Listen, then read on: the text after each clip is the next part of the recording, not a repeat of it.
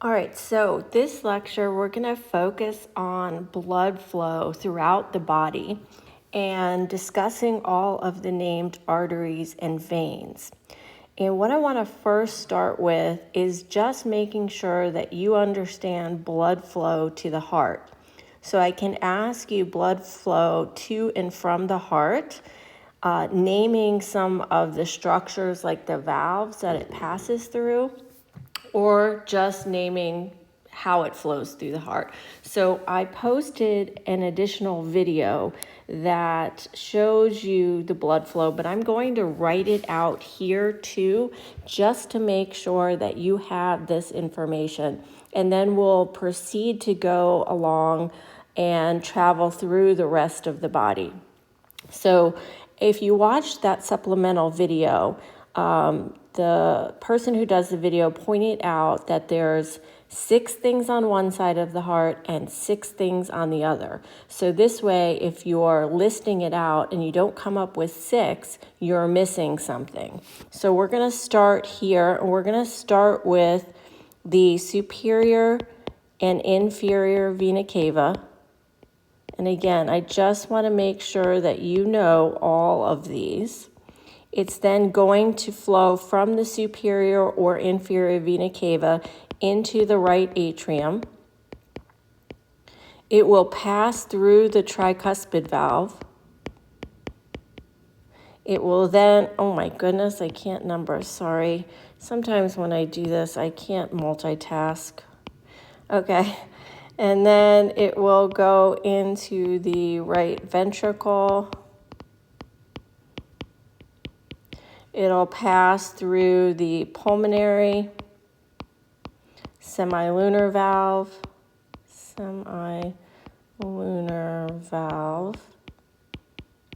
and then it will go through the pulmonary artery and head to the vein, head towards the lungs. Again, my multitasking skills are showing up. Then we will return from the lungs. So this is going toward the lungs, and this is coming back towards the heart.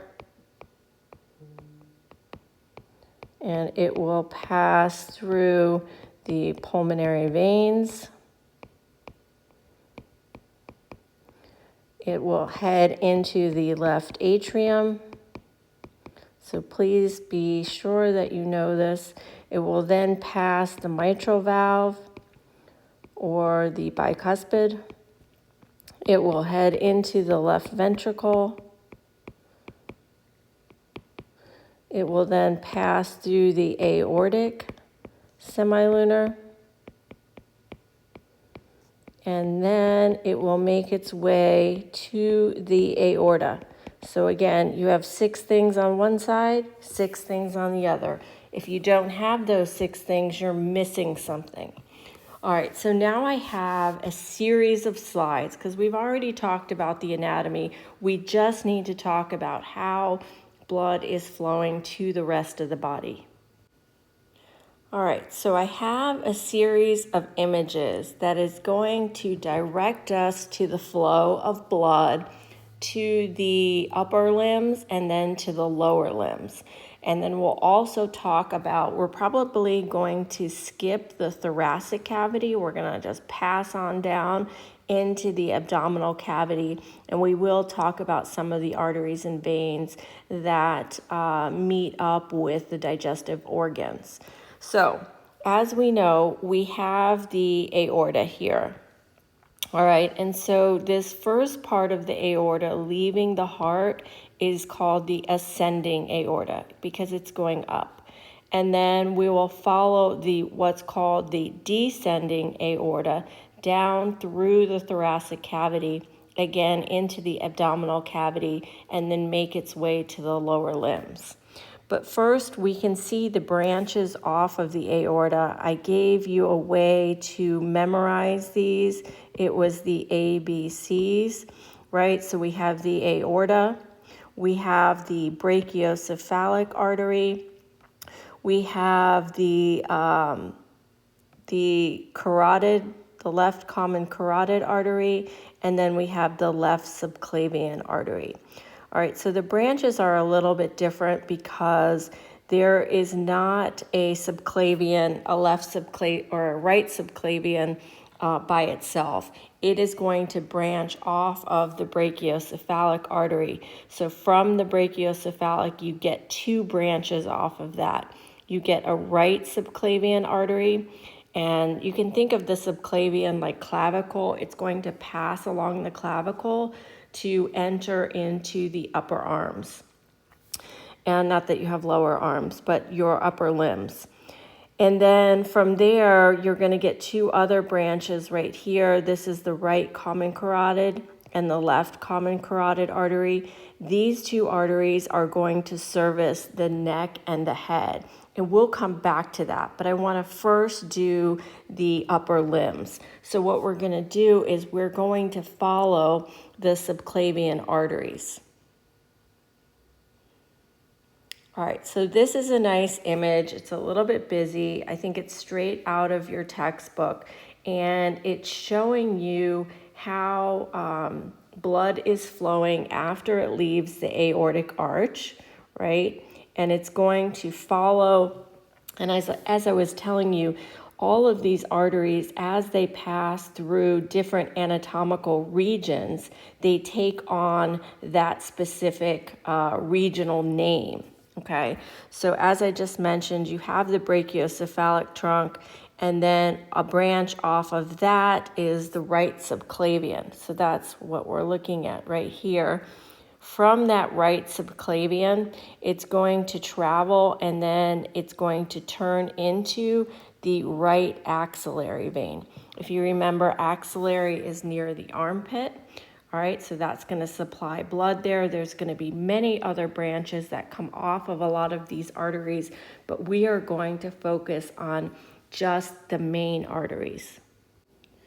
And now remember, arteries are transporting blood away from the heart, and this is also carrying oxygen-rich blood to all the various tissues and organs in that area. All right, so from the right axillary, we're then going to turn into the right brachial artery, okay?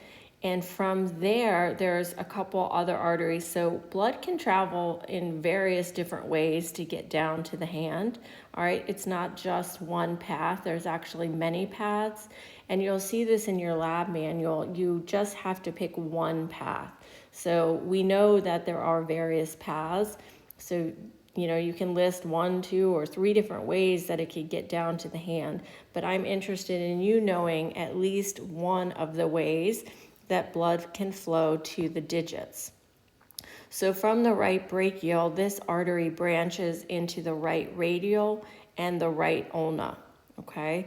And then from there, it's going to reach the hand, and there is an anastomosis in the palm. Okay, so if you remember what anastomosis means, it's a fusion of arteries. Remember, we talked about that roundabout and that there's various ways for blood to enter that.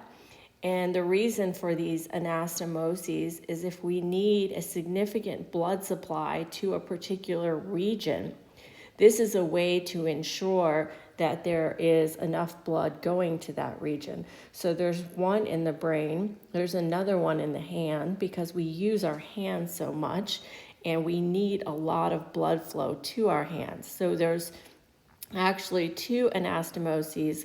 One is called the deep palmar arch, and one is the superficial palmar arch. You can actually sometimes see that if you look closely at your palm, you may be able to make out those arches. So that is an anastomosis occurring in the hand. You can see that loop here, right?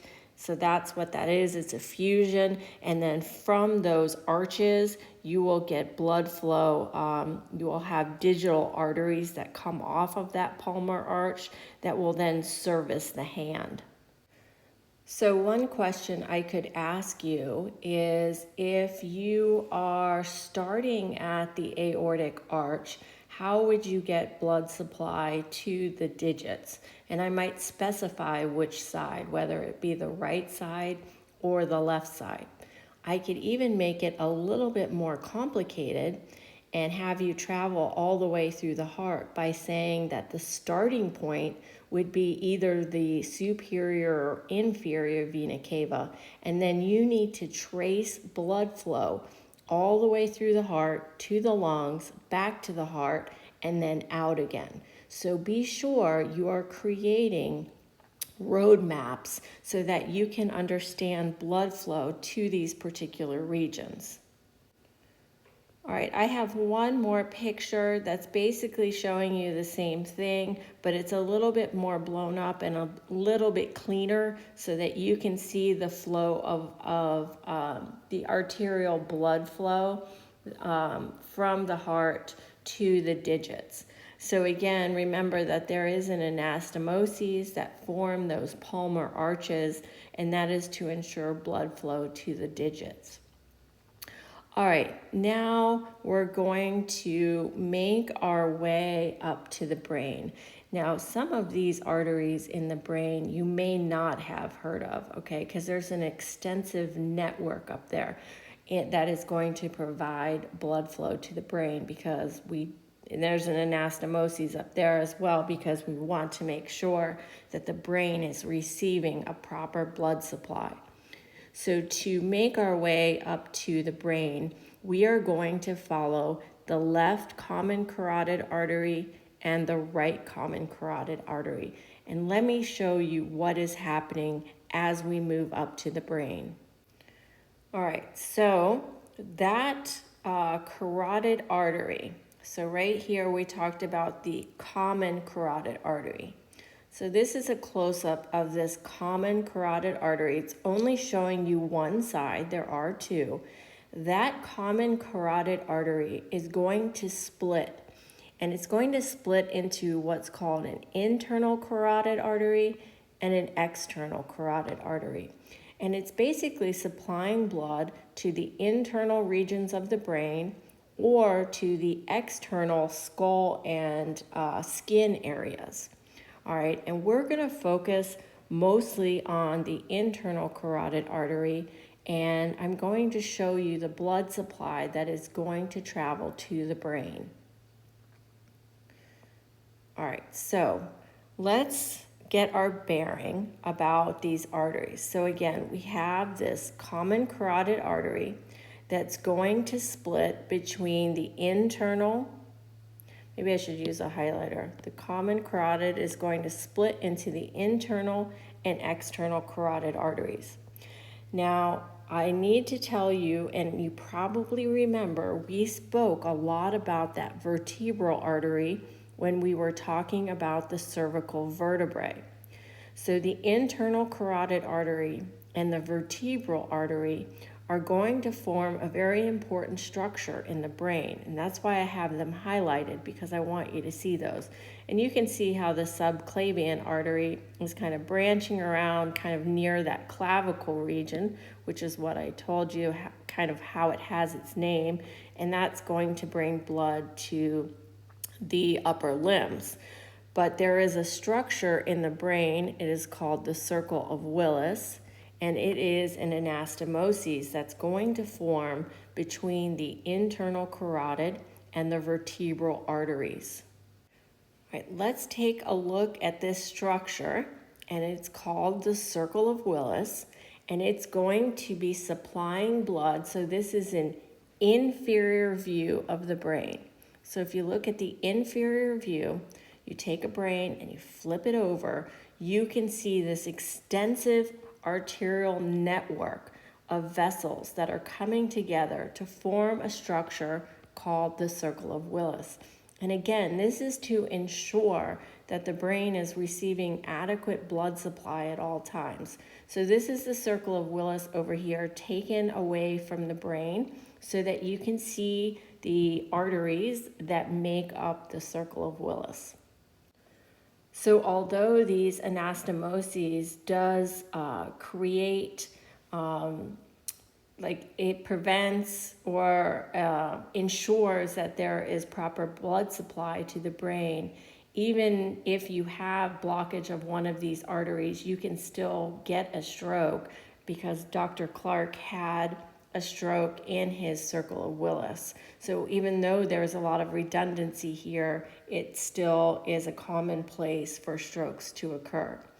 All right, so you can see that the vertebral artery is going to be one of the main arteries that feeds into the circle of Willis. The other main artery that's feeding into the circle of Willis is the internal carotid artery. So let's take a closer look at the circle of Willis so I can show you the named arteries that I need you to know.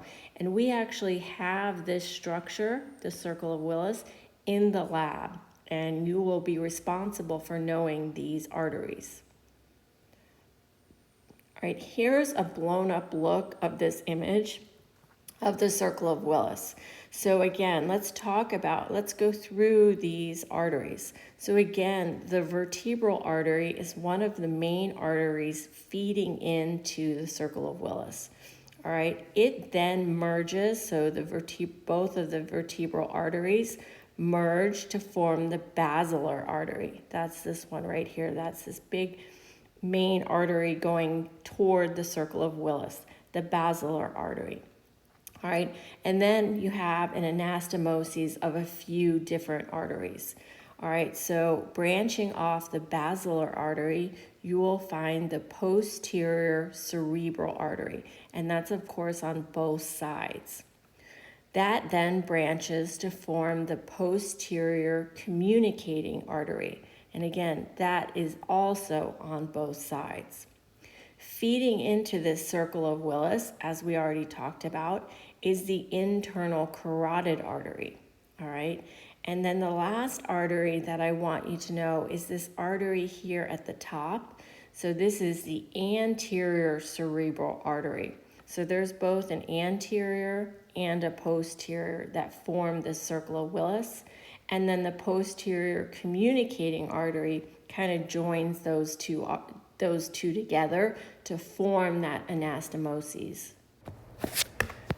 I actually have a t-shirt with the circle of Willis on it that a student made me from Palomar. If you've ever seen that show, Different Strokes, and I know you guys are pretty young, so you may not have seen it, but there's a character in that show that always says, "What you talking about, Willis?" And it says that, and then it has the circle of Willis on it. I know it's very nerdy, but I always wear that shirt when I'm talking about circulation, so just imagine it, if you will. All right, so we made our way to the upper limbs, and we made our way to the brain.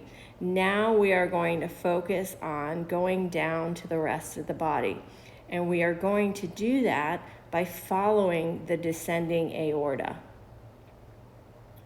All right, so the descending aorta right here turns into the thoracic aorta. And again, as I mentioned, I'm going to skip the thoracic aorta, but just know that it is going to provide blood to all of the regions within the thoracic cavity. But what we're going to do, again, just because we have so many named arteries and veins, we are going to concentrate on the abdominal aorta, which again is going to service all of the organs of the abdominal region. And it's also going to service our lower limbs, and we'll talk about that next. Now we do have a good model in the lab, and of course I'll show it to you. It's a torso model that once you take out all of its organs, you can see the arteries and veins of the abdominal region that you'll need to know. So let's talk about some of those named arteries that we're gonna go over. All right, so again, the abdominal aorta is going to branch to form the following vessels, and these are the vessels I'd like you to know. So at the very top of the superior portion of the abdominal aorta, you are going to find the celiac trunk. So the celiac trunk is an area of the abdominal aorta that forms three little branches. And those branches include the gastric artery, the splenic artery, and the hepatic artery. All right, so the gastric artery is going to the stomach, the splenic artery is servicing the spleen, and the hepatic artery is servicing the liver. And also keep in mind that most of the veins that you will need to know, it'll look like you have double the amount of information, but there's actually a corresponding vein for just about every one of these arteries. So it's really not double the information. As long as you can identify the arteries, you're usually good to be able to identify the veins. All right, and then we will look at what's called the superior mesenteric artery. This artery is going to be servicing the small intestine, the pancreas, and some of the large intestine. We'll look at the inferior mesenteric artery. This is going to be servicing a lot of the colon, so the sigmoid and descending colon, as well as the rectum. We'll talk about the renal arteries, or I'll show you where they are. Those are the arteries that are servicing the kidneys. We'll talk about the gonadal arteries.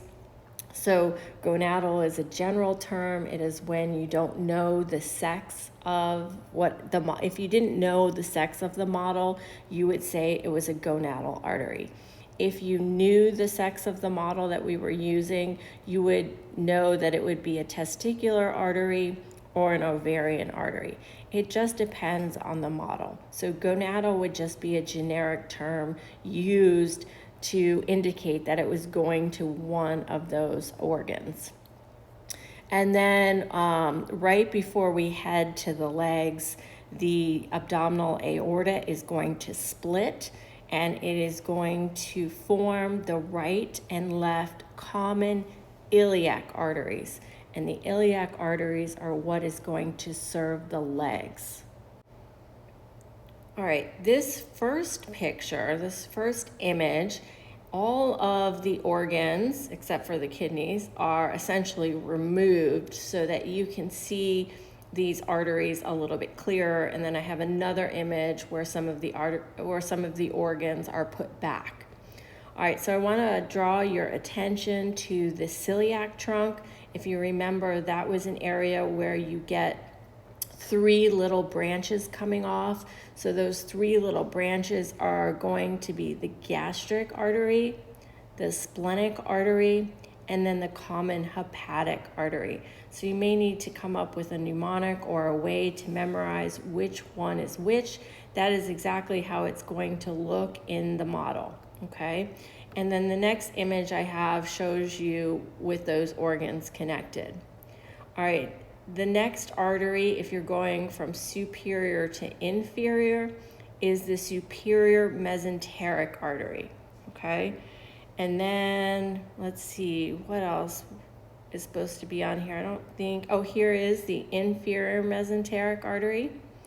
Here is where the gonadal artery is going to be. And here is the right common iliac. Again, that one branches and is going to service the legs. All right, you can also make out the renal artery.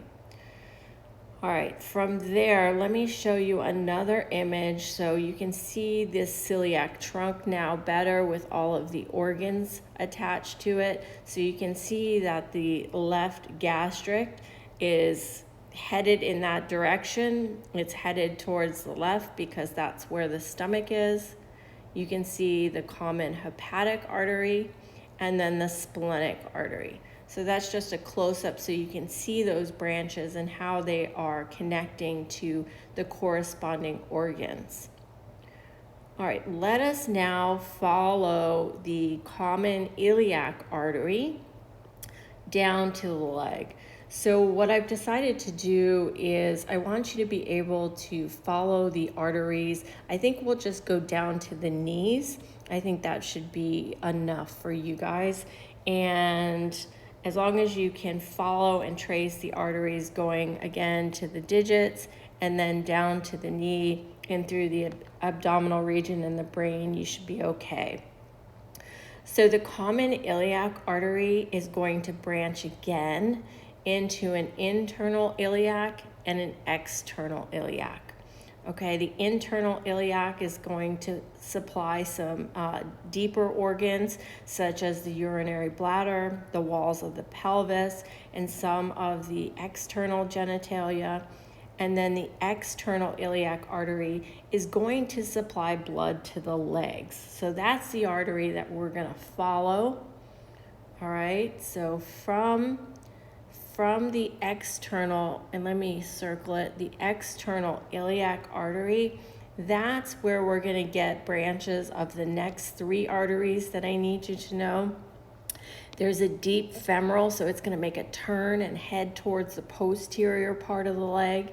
Here is the femoral artery, and then in the back, which you probably already know because we've talked about the popliteal, is the popliteal artery.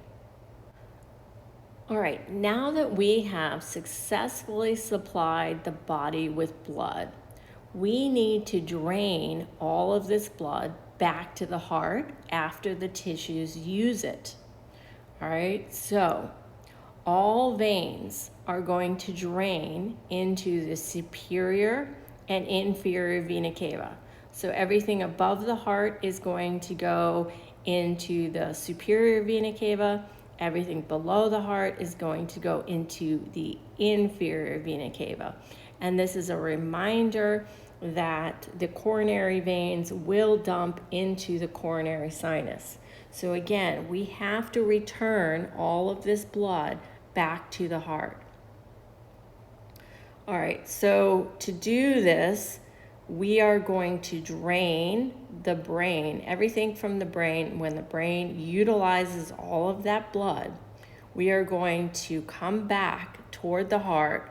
And again, it can come a number of ways. There's not just one way. It can come through the vertebral vein. It can come down, excuse me, through the internal or external jugular veins. And then it's going to drain here into either the left or the right brachiocephalic vein, and then it's going to go into the superior vena cava. From there, it's going to head back to the lungs to get oxygen again. All right, and then the same thing kind of applies for the veins of the upper limbs. We're just gonna follow everything the same way we got there. So we have digital veins, we have a palmar venous arch, both superficial and deep. We can travel either the radial vein or the ulnar vein to make our way back to the brachial vein, the axillary vein, the right subclavian vein. Again, you see how we're going backwards. So essentially, if you know your arteries, you should be able to trace the blood back toward the heart. Let's see, there are some veins that I did not talk about and I'm not going to hold you responsible for, but I just want to point this out so you're aware of it. All of the deep veins have corresponding arteries. So all of the named arteries that I just went over also have corresponding veins that go with it. They have the same names as their companion arteries. So the ulnar artery is there's going to be an ulnar vein. There are, however, and again, I'm not going to go over this, but I just want you to be aware of it. There are some superficial veins of the upper limbs, okay? And these are the ones that are visible beneath the skin on your arm. And these are the ones that are generally used to draw blood, okay? So this is a list of those superficial veins. There's a cephalic, a basilic, a median cubical. And so I inserted a picture just in case you want it. These are the veins I'm not going to talk about or go over, but they are there. And those are the superficial ones, again, that are most likely used to draw blood. Okay, so how do we drain blood from the lower limb? So we're going to do that through the inferior vena cava, right? So we kind of already talked about the superior vena cava. Sorry, my arrow should be right there. And so again, everything matches. There's going to be a hepatic vein, there's going to be a gonadal vein, an external iliac vein, or renal vein, all of the same ones that we've already talked about, gastric, all of those. And then same for the leg. And again, I just need you to know from the knee. So everything in the foot is going to drain upward. It's going to follow. Again, there's multiple pathways it can take.